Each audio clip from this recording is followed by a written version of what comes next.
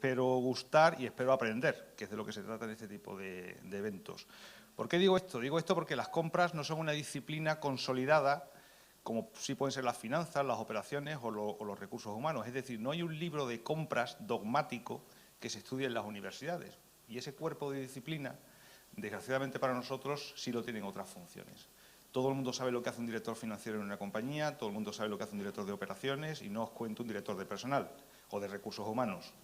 Pero cuando tú empiezas a hablar de las compras, empieza todo a difuminarse todo de una manera que es difícil de centrar. O sea, cuando tú dices que eres director de compras de una compañía, tienes que explicar muchas veces qué es lo que haces.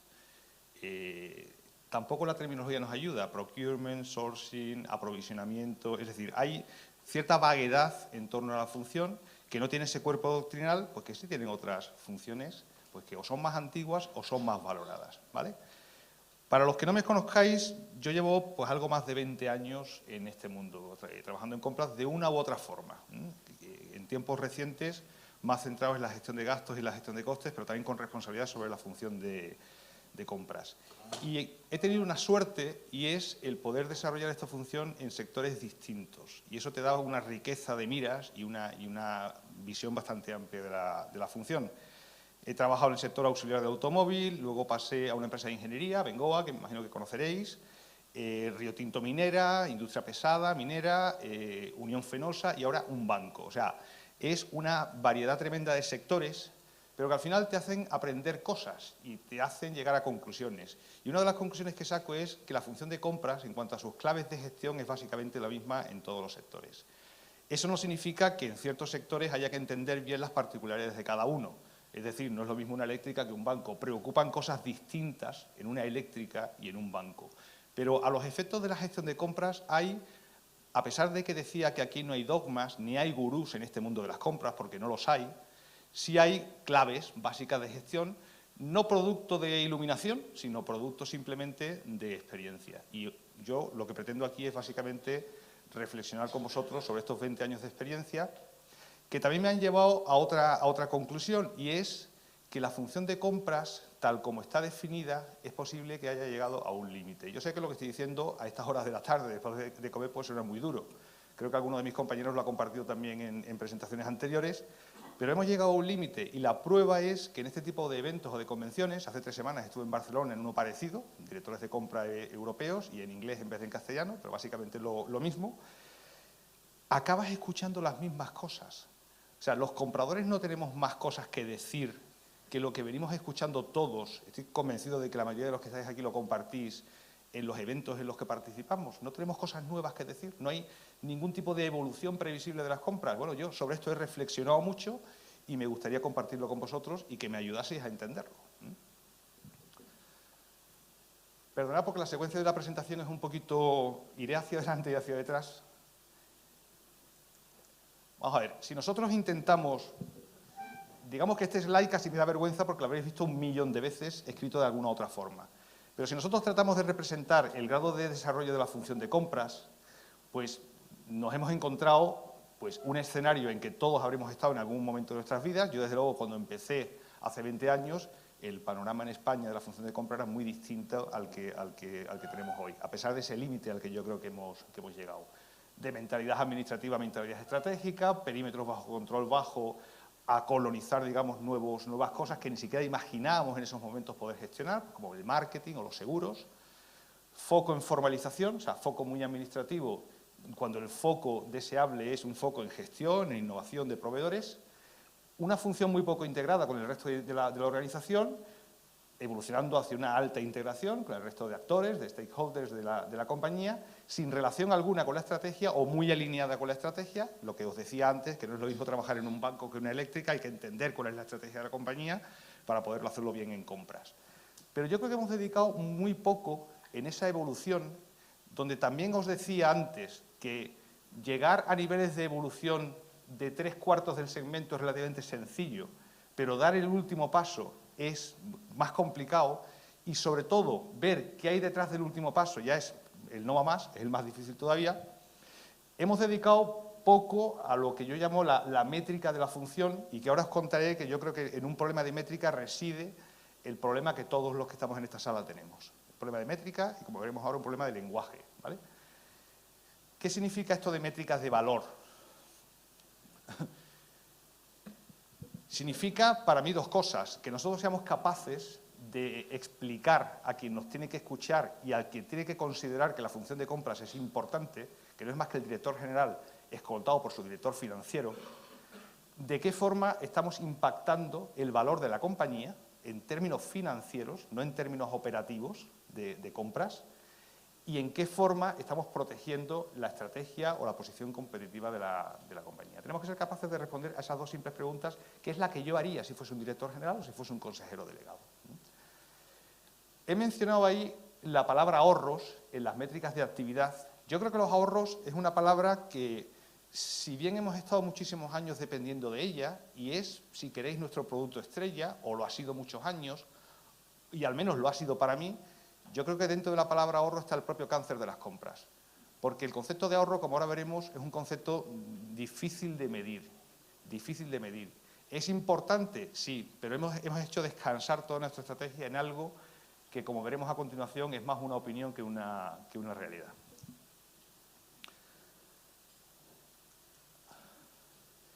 Por lo tanto, yo creo que aquí está gran parte del origen del problema que tenemos como función.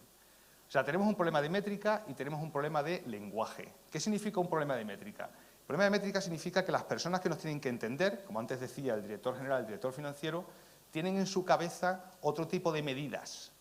Ellos no entienden de pedidos, ellos no entienden de proveedores, ellos no entienden de ahorros, entre otras cosas porque tampoco lo sabemos definir bien. Ellos tienen mucho más en la cabeza métricas financieras que otros sí son capaces de explicarle. El segundo punto es que las relaciones causa-efecto son muy lejanas en el mundo compras. Y os voy a poner un par de ejemplos. Cuando un director financiero hace una operación de reestructuración de la deuda, del balance de una compañía, la relación causa-efecto es inmediata. ¿Por qué? Porque tiene a su disposición un epígrafe en la cuenta de resultados que se llama gastos financieros. Con lo cual, todo lo que hace y explica tiene su impacto directo en ese epígrafe de la cuenta de resultados. Y el director general le entiende. Cuando un director de recursos humanos dice que va a hacer un plan de reestructuración de plantilla, que es el eufemismo que utilizan para echar gente a la calle, y ese plan involucra a 1000 personas en 5 plantas en todo el mundo con unos gastos salariales, él también tiene un epígrafe en la cuenta de resultados que se llama gastos de personal. Y el director general es capaz de entenderle esa relación causa-efecto inmediata entre la acción que él toma y el resultado.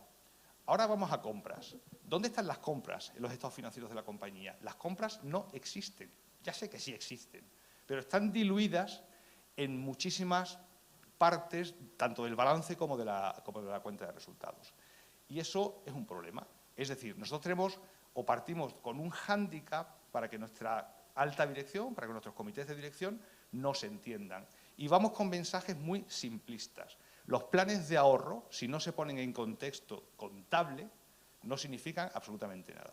Y hemos dependido muchísimos años de ellos. Yo mismo. Esto pretende ilustrar esa diferencia de lenguaje que tenemos. Nosotros estamos en un lenguaje muy operativo, que todos nosotros compartimos y somos capaces de comunicarnos entre nosotros, pero nuestro director general está interesado en otras cosas. Su director financiero le habla en ese lenguaje, su director de recursos humanos no tanto, pero es capaz de traducir las cosas a su lenguaje porque la relación causa-efecto es muy directa y nosotros, pues, por alguna razón, no somos capaces de transmitir. Yo no sé si estaréis de acuerdo, me gustaría que después tuviésemos un cierto debate, pero creo que el problema del lenguaje es uno de los problemas raíz de la función y por mucha nueva técnica que tratemos de vender a nuestros mayores, si no resolvemos esto, no vamos a conseguir superar los límites que creo que la función de compras ha alcanzado hoy en día.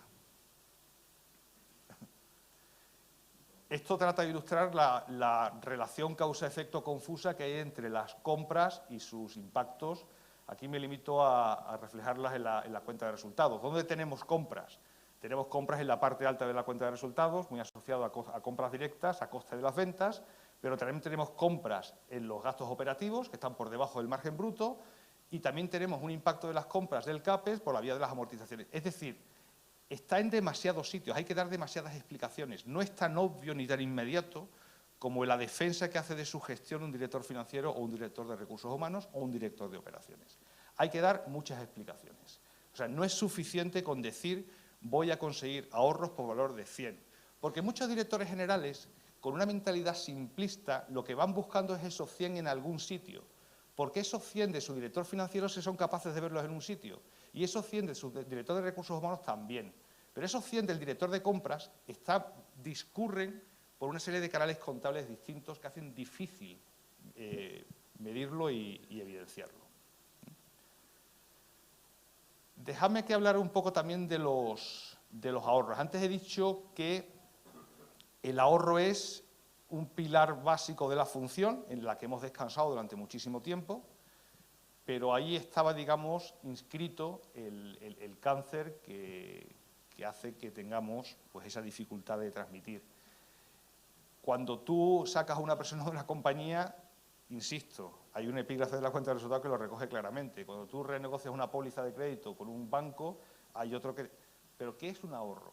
Es que un ahorro no deja de ser una opinión. O sea, es la referencia entre un precio que consigo como consecuencia de una negociación y un baseline, una referencia que establezco. Que en la medida en que tu empresa sea muy estable y tenga una gran proporción de gastos recurrentes respecto del año anterior, será fácil de medir o fácil de establecer, pero es que hay muchísimas compañías, los que estáis aquí lo habréis experimentado, que no tienen sencillo establecer referencias respecto del año anterior en el cálculo de sus ahorros. Con lo cual, hemos estado durante muchos años confiando en una métrica que para mí es más una opinión que una realidad. ¿Y cuál es el resultado de todo esto? Pues el resultado de todo esto es que, de alguna forma, se ha frivolizado mucho al director de compras cuando va con ahorros a ver a su director general o a su inmediato superior. Se ha frivolizado mucho. Yo, de hecho, ya intento no hablar de ahorros. Estoy intentando ver qué palabra utilizo, pero... eficiencias o alguna cosa así, ¿vale?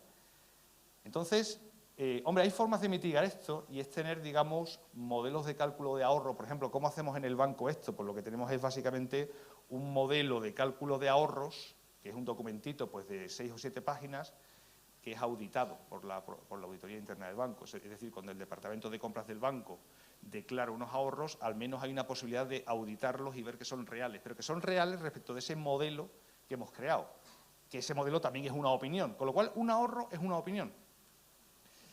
Y además, ese ahorro que es una opinión, es difícil llevarlo a estados financieros o a métricas entendibles por un director general. Con lo cual estamos en un mundo complicado, y por eso dejadme que sea pesimista constructivo en todo esto. O sea, soy pesimista, pero creo que la función de compras, si se amplía a otros espacios vitales o a otros vectores de desarrollo, puede tener una oportunidad.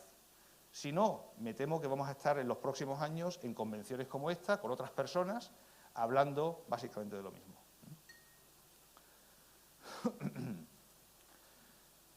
Más de lo mismo. O sea, al final, ¿qué entiende un director general? Entiende este tipo de métricas, ¿vale? Hay otro cáncer, hay uno que es los ahorros, hay otro cáncer que es el siguiente. O sea, yo creo que hay dos tipos de compradores o dos tipos de visión de la función de compras. Lo que yo llamo los artistas y los científicos, ¿vale? Yo creo que también hemos estado muchísimo tiempo haciendo depender nuestras habilidades o nuestro buen hacer bajo un supuesto velo de habilidad negociadora. Y yo creo que eso es una tremenda falacia. Y eso ha provocado también una frivolización de la función. O sea, el tío de compras es un tío que se mueve, o sea, su terreno natural, ¿qué es? Pues una mesa como esta, con más personas, discutiendo de una forma no muy estructurada. Todavía hay muchísimas empresas, y os sorprendería el nivel de las empresas, que hacen descansar toda su estrategia de compras en negociaciones desestructuradas, basadas en supuestas habilidades negociadoras, es decir, como hacían los fenicios hace 2500 años, sin pensar que al otro lado de la mesa tienes a una criatura que es un director comercial que posiblemente tenga bastante más habilidad negociadora que tú. Entonces, yo, desde luego, creo en una compra muchísimo más científica. Creo que la persona de compras tiene que ser un hábil negociador, no más que algún otro directivo de la compañía. Lo que tiene que ser es una persona muy estructurada, que sea capaz de relacionarse adecuadamente con sus unidades internas solicitantes de bienes o de servicios, que sea capaz de analizar adecuadamente los mercados, que sea capaz de establecer unas especificaciones adecuadas y que sea capaz de planificar los últimos estadios de un proceso de negociación, que desde luego no es una mesa o no debe ser una mesa. ¿Y quién tiene la culpa de eso? Pues nosotros. Yo he sido eso en una época de mi vida, y no tan reciente. Y estoy convencido, quien esté libre de pecado, que tire la primera piedra. Todos hemos hecho eso en alguna ocasión. Y yo creo que ese tema ha desprestigiado mucho a la función. Con lo cual, dos temas de desprestigio. Excesivo peso de los ahorros.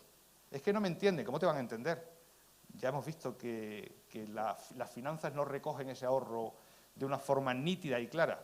Y segundo, descanso excesivo sobre mi supuesta habilidad negociadora, que no es absolutamente nada. Ahora, ¿qué podemos hacer? Porque claro, este panorama así presentado, pues te puede llevar a decir, oye, pues mira, voy a buscarme otro trabajo, o voy a dedicarme a otra cosa, o voy a intentar, no sé, suicidarme o algo parecido, ¿no? Entonces, yo veo ciertos ejes en los que se podrían hacer cosas, El primero es una mejora en la comunicación, y es lo que yo llamo equivalentes de negocio, que es lo que básicamente estoy intentando utilizar en los últimos tiempos. O sea, yo ya intento no hablar de ahorros.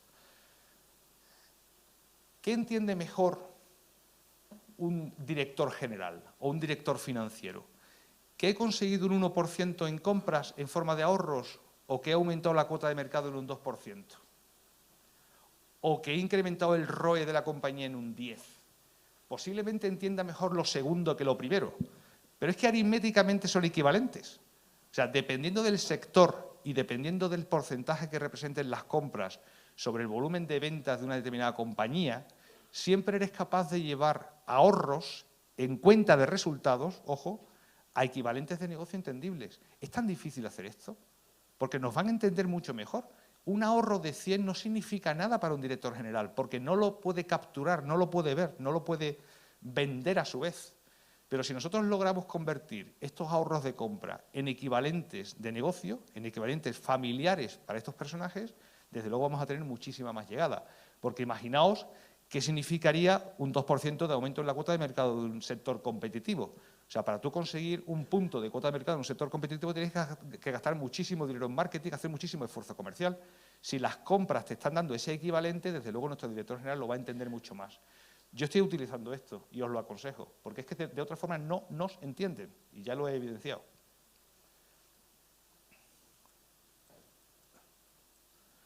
Segundo eje, donde podríamos actuar también, y eso es, antes os decía que yo me había dedicado a las compras bajo diversos ángulos, este último ángulo en el que estoy ahora con el banco es la gestión del gasto, es decir, digamos que déjame que vaya a otro slide que yo creo que también es muy gráfico para ver esto. Vamos a ver, el flujo de gastos, si me permitís un símil o una analogía hidráulica, al final es como una tubería donde entra un presupuesto, este presupuesto es digerido, es comprado y es pagado. Entonces, nosotros estamos en un estadio de optimización, en un escalón de presión sobre ese presupuesto, estamos fundamentalmente en esta zona. En hacer que unas especificaciones determinadas, a través de un proceso de negociación, se conviertan en un pago a un proveedor. Pero es que hay más oportunidades de optimización del gasto completo. Hay una posibilidad de optimización en el propio proceso presupuestario. Tenemos que estar en el proceso presupuestario. Tenemos que estar en el proceso presupuestario porque podemos aportar una discusión inteligente en el proceso presupuestario que si nos llega dada, pues lógicamente estaremos cada vez más constreñidos en la función. Hay otra oportunidad de presión sobre los costes que es no solamente en el presupuesto, sino en participar en los comités de aprobación de gastos de inversiones, que es la forma en la que se digiere el presupuesto en algunas compañías, poniendo un challenge adicional, no al proceso de compra, sino a la forma en la que estamos haciendo las cosas, los procesos, la necesidad de gastar o no en determinada partida. Ya sé que entonces posiblemente no tengamos que llamarnos compras, sino que sea algo más. Pero esto tiene una gran ventaja y es que si tú te conviertes de un área de compras en un área de gestión del gasto, empiezas a tener ya un epígrafe en la cuenta de resultados, porque ya empiezas a ser responsable de dos variables, del precio y de la cantidad consumida. Y entonces sí que eres capaz de decir a tu director general que vas a reducir el gasto de la compañía en 100, porque él lo va a ver. O sea, tenemos que luchar por el epígrafe de la cuenta de resultados. Y ese epígrafe se llama gastos operativos. En la parte media de la cuenta se llama coste de las ventas en la parte alta. Ese sería, digamos, el segundo eje que... Joder, esto hay que...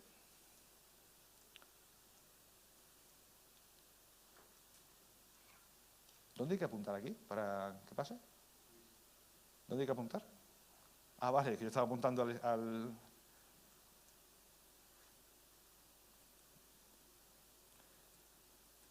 Esto tiene una implicación organizativa, si es que vamos por este eje, y es que la organización tradicional de gestores de compra por categoría se convierte en una organización de gestores por categorías de gasto.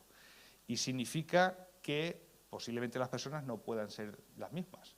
Es decir, una cosa es comprar, otra cosa es discutir la propia necesidad del gasto. Son perfiles profesionales ligeramente distintos. No significa que un comprador no lo pueda hacer, es más, yo pienso que si alguien es capaz de discutir el gasto de una compañía es precisamente el comprador, porque el comprador, cuando se sienta con un usuario para sacar al mercado un bien o un servicio, si lo hace bien, lo entiende, lo especifica, lo analiza, sabe cuáles son las palancas de optimización. O sea, estamos en una posición privilegiada los compradores para asumir la función de challenge sobre el gasto completo de una compañía.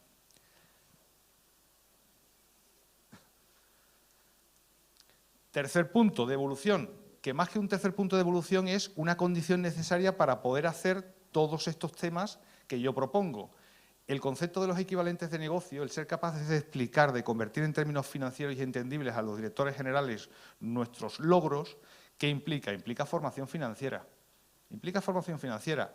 Con lo cual, yo creo que nosotros tenemos que evolucionar los perfiles profesionales de los compradores. También os sorprendería, en algunas compañías renombradas del IBEX 35, los niveles profesionales que tenemos en compras. Son niveles muy bajos.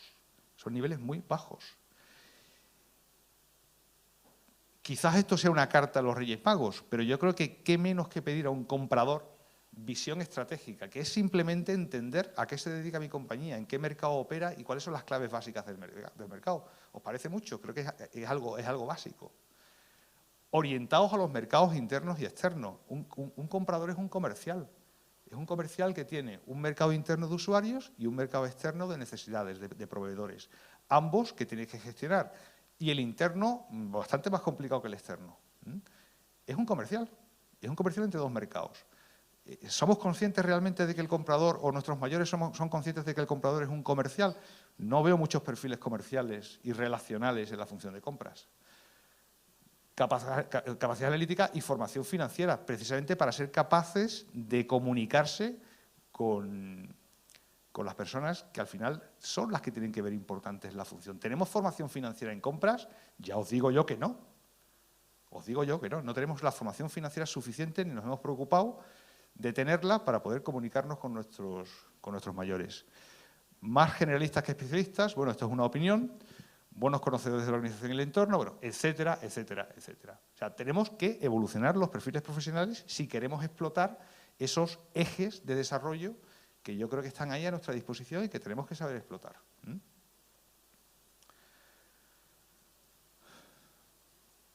Comprador como gestor en todos los mercados, o sea, yo creo que es bastante gráfico y todos lo entendemos.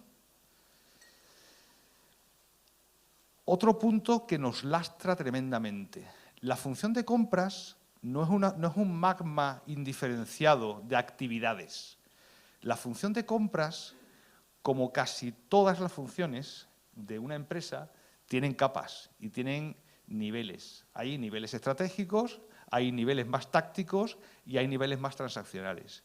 ¿Cuántos de vosotros estáis enterrados en lo transaccional? Estoy convencido de que muchos, porque yo lo estoy. Entonces, tenemos que ser capaces de segregar la función en capas y ser valientes en algunos casos. ¿Por qué no la externalización de algunas funciones transaccionales de la actividad de compras? ¿Por qué no la externalización, pues, no sé, de la homologación de proveedores. Tenemos aquí representantes de una compañía que se dedica a eso, y yo lo he hecho en vidas pasadas. O sea, ¿por qué no liberarnos, por qué no generar capacidad de proceso en lo realmente importante, liberándonos de partes que se pueden externalizar? Hay un mercado interesante para explorar este tipo de cosas. Y además potencia el hecho de que tengamos ancho de banda suficiente para dedicarnos al desarrollo de la función y no a dedicar un 60% del día en apagar fuegos y en estar enterrados en lo transaccional. Hay otras funciones en la empresa que han dado ya estos pasos. Por ejemplo, recursos humanos. O sea, hay gran parte de la actividad de recursos humanos que es tremendamente transaccional, que está externalizada en muchas compañías. Y eso deja a la unidad de recursos humanos, le deja espacio para dedicarse a lo realmente importante. ¿Por qué no seguir ese camino? ¿Por qué nos da tanto miedo el tema de la externalización o el outsourcing en compras? Ya sé que lo estratégico no se puede externalizar, pero hay muchas cosas en las que hay un mercado de actores más eficiente que nosotros. Necesitamos ancho de banda para pensar.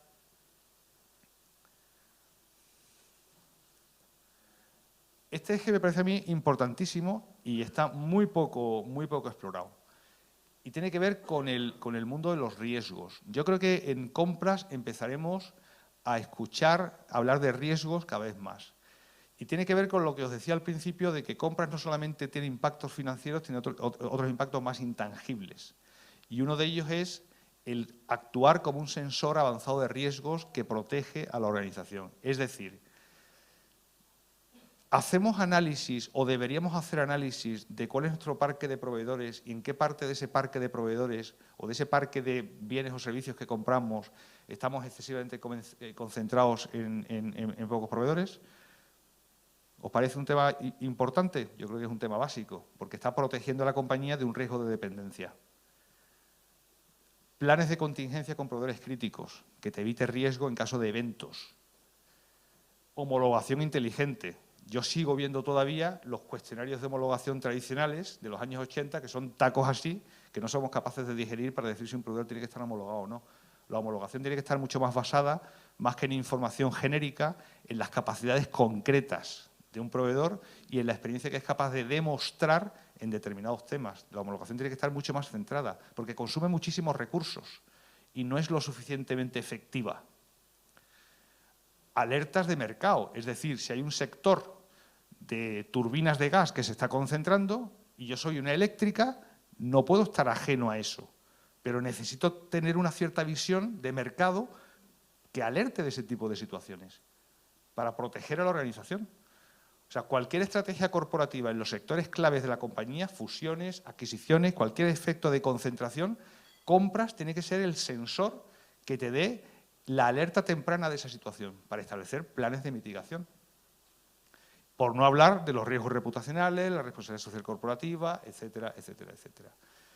Yo creo que aquí se abre un eje que todavía no está demasiado desarrollado, pero el eje compras como sensor de riesgos y como protector de la compañía en los riesgos que se derivan del trabajo con terceros, creo que es una línea interesante. Por ejemplo, y esto es un tema que es parte de algún curso que doy en una universidad española sobre temas de outsourcing concretamente. El outsourcing para mí es una de las decisiones de compra más difíciles que hay, porque claro, aquí no estamos hablando de comprar material de oficina a Pepito o a Juanito, estamos hablando de un conjunto de actividades que están tremendamente engranados dentro de la empresa y que a los que pongo bordes saco y se lo doy a un actor más eficiente que yo. Tenemos que ser capaces de convertir esa decisión en un mapa de fuentes de riesgo y en un mapa, que es lo más importante, de estrategias de mitigación. Compras tiene que hacer esto y en muchos casos esto nos viene dado. O sea, vamos a remolque de los usuarios. Compras tenía que ser esa alerta de riesgos ante una decisión compleja de compras. Y no lo estamos haciendo, o por lo menos en el mundo en el que yo me muevo no lo estamos haciendo. Creo que aquí en el mundo riesgo se abre una oportunidad para nosotros muy importante, si sabemos venderlo. Y básicamente son esos los ejes de los que quería hablaros. ganar la batalla del lenguaje, o sea, tener un lenguaje financiero frente al lenguaje operativo que normalmente manejamos, y para eso hace falta formación. Ganar la batalla de la distancia causa-efecto en los estados financieros, o sea, que nuestra gestión sea mucho más medible y la evolución de compras a gastos puede ayudar en hacer mucho más visual esta gestión. O sea, yo puedo ahorrar mucho en precios, pero si hay alguien que esté gastando más de lo razonable o más de lo presupuestado, ese tema no va a llegar a la cuenta de resultados.